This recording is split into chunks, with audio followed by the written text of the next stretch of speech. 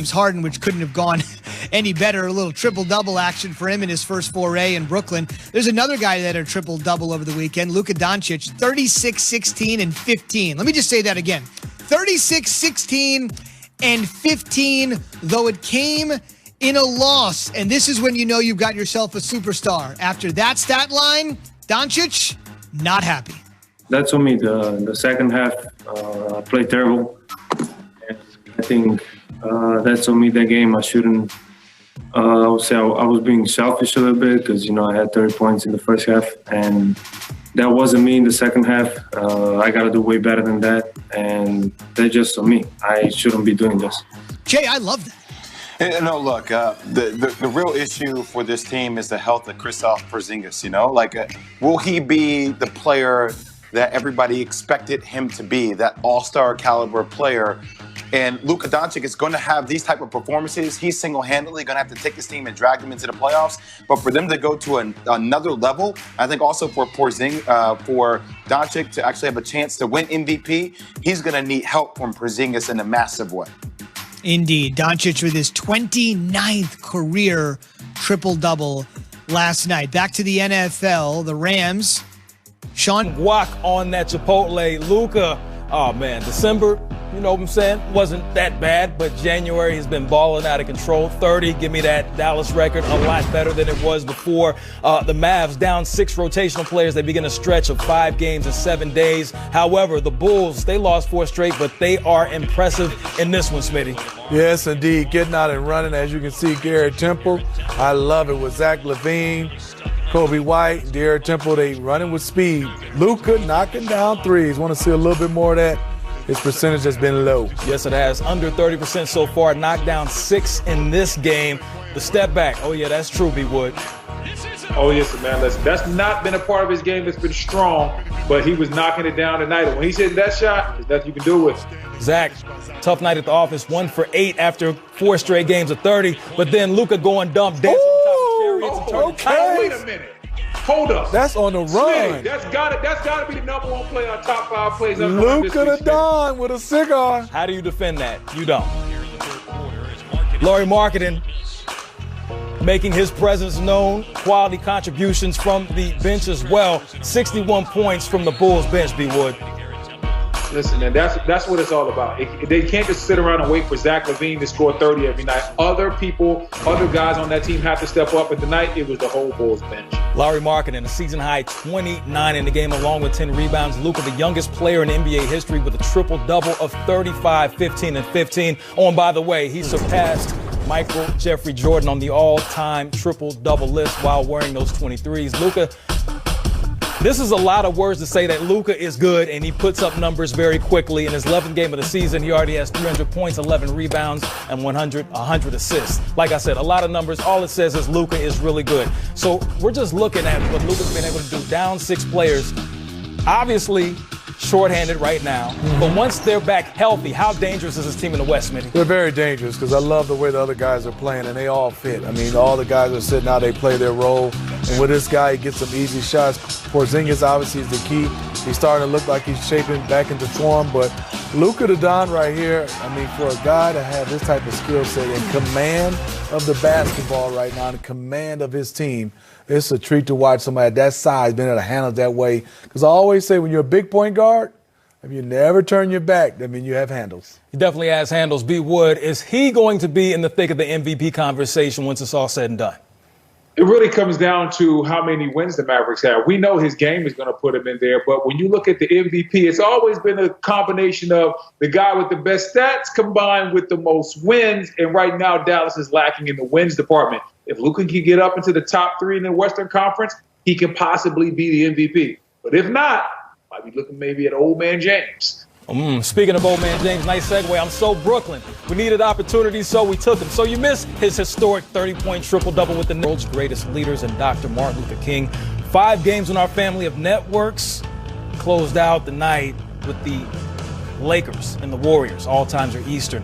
And for a look at the rest of the week, from a fantasy perspective, here's Kelly Stewart with the Weekly 6. Hi, I'm Kelly Carly Stewart for the Weekly 6 on NBA TV. Lock in your weekly picks with NBA Pick'em Weekly 6. Predict the winners of 6 NBA matchups during the week for your chance to win. Let's head out west where the Pelicans should be well rested, but that's not enough for me to step in front of the Utah Jazz and Donovan Mitchell at home. Give me the Jazz here. Up next in the Atlantic Division, Boston is headed to Philly. I'd love to back the home team here, but with Jason Tatum returning to the lineup on Wednesday, give me the Celtics in a nail-biter. Suns arrive in Houston on Wednesday. I know a lot has been made of the James Harden exit, but don't overthink this. Christian Wood is a man on a mission to fill that void. I believe at home, he and the Rockets will get the job done. Next up, Giannis and the Bucks have a tough one at home on Thursday. It's never fun to go against LeBron and the Lakers, but I'm going to do it. Bucks win this one in the Forum. I would love to give the Pels a shot to pull an upset in Utah, especially after just facing this team on Tuesday, but they have some kinks to work out until I can back them on the road. Jazz again for me here. And last but not least, an exciting one in Brooklyn as the Miami Heat head up north. Lots of love for the Nets with their updated roster, but I do believe they need some more time to gel.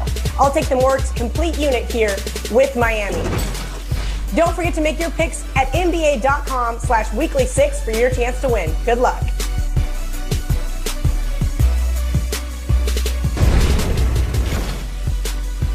It's a great honor to showcase MLK. Looking at the games on the schedule, starting with you, Smitty, which one are you looking forward to watching? You know, all of them, Ro, because of Dr. Martin Luther King, everything he's done. And a great job by the league with David Stern and Adam Silver.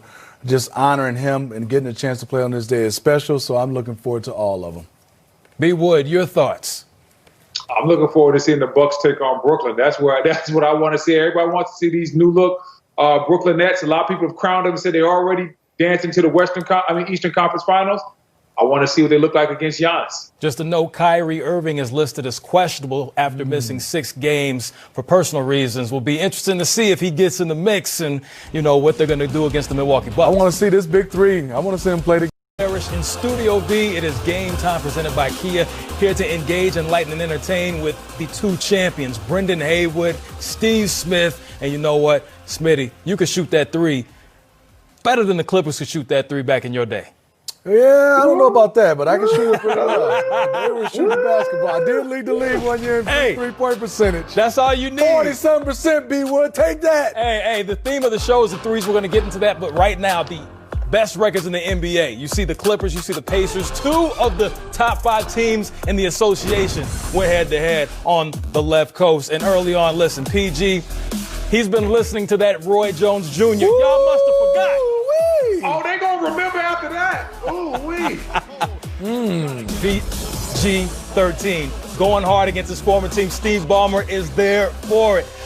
But these Pacers, Smitty, they're offensively efficient. Dug him in buckets. Yeah, they kept playing extremely hard in that first quarter. As you can see, Doug doing a nice job. 18 points, and I think in that first half, just moving without the basketball, knocking down threes. 4 for 5 for 3. That's what he was in the first half. But then Morris making it be known. Paul George still doing work, B. Wood. Listen, Paul George definitely is having a resurgence. A lot of people were down on him after the bubble. He's balling out right now. And speaking of other guys balling out, look at this play by Sabonis.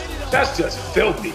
19 and 14 in the game. We've seen what he's been able to do all season, but we see what Kawhi does on a nightly basis. Man. Ooh, fear the claw. Don't go through your legs, change your direction, make it that quick. Make it look easy, Kawhi. Clippers shot 49% from 3. They were knocking them down. DJ Khaled says another one. Man, come on. And Kawhi in the right place at the right time. I'm that type of guy.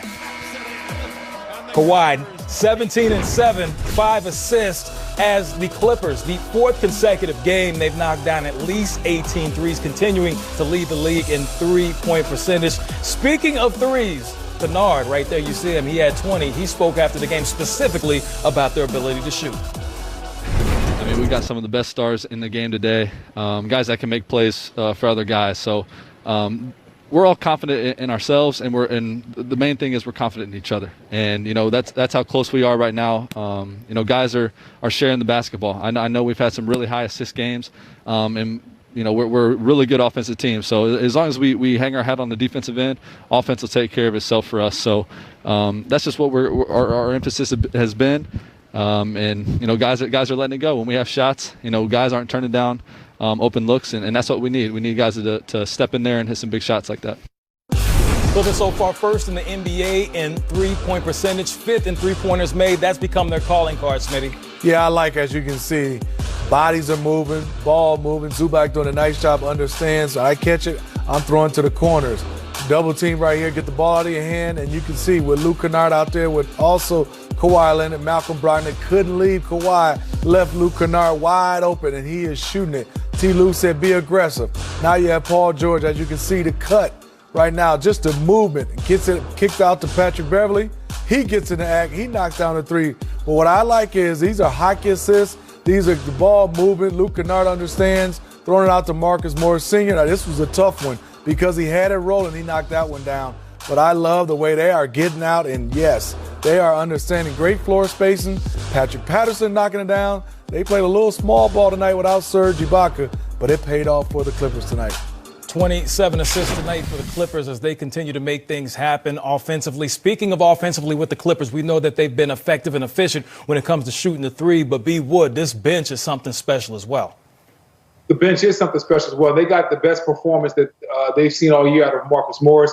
With 20 points, Luka Kennard had